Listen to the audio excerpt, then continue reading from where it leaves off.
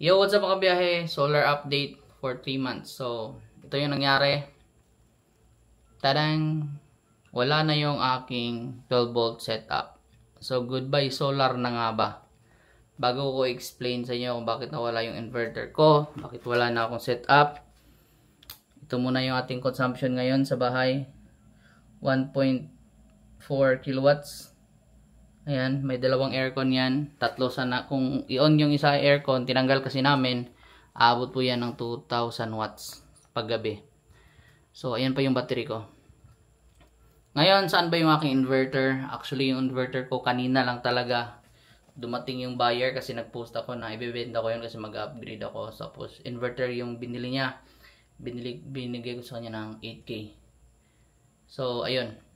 Tapos yung battery, baka kukunin niya din to. Bibenta ko lang din to ng mura para para wala na to. Kasi hindi ko na din to magagamit. Ngayon, maganda talagang mag-solar. Tapos ngayon na nga, nakangamba na ako kasi baka burnout ngayon. Wala kaming kuryente kasi nasanay na ako na pag nag-burnout, meron talagang kuryente. Ngayon, for 4 months na paggamit ng solar.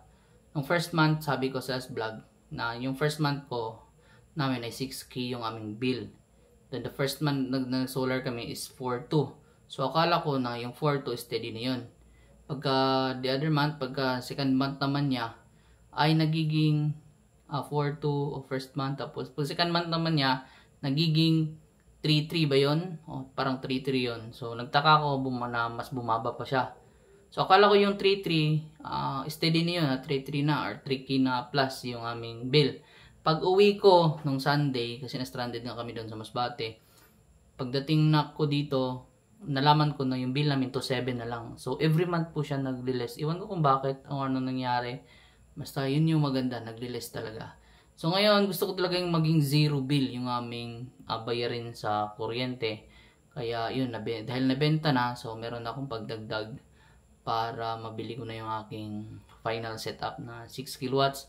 48 volts na DE. So yung DE po talaga yung aking yung bagong model na DE ngayon na 6 kilowatts 48 volts. Ang ano lang nito kasi sobrang mahal talaga ng battery.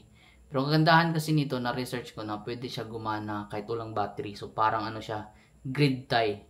So iwan ko lang kung pag nag-burn out wala din ba, baka magsusupply pa rin siya. Iwan ko, mas malalaman natin yan sa susunod.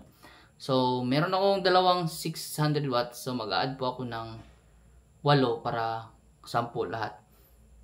5 sa isang MPPT, 5 sa kabilang MPPT kasi dalawa ata yung MPPT ng 6 kilowatts na day.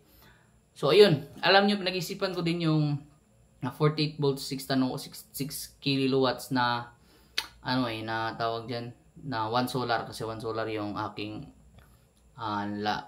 last na inverter. So kasi mas mura kasi yun. Yung 1 solar kasi na 6 kilowatts na 48 volts ay nasa mga 29.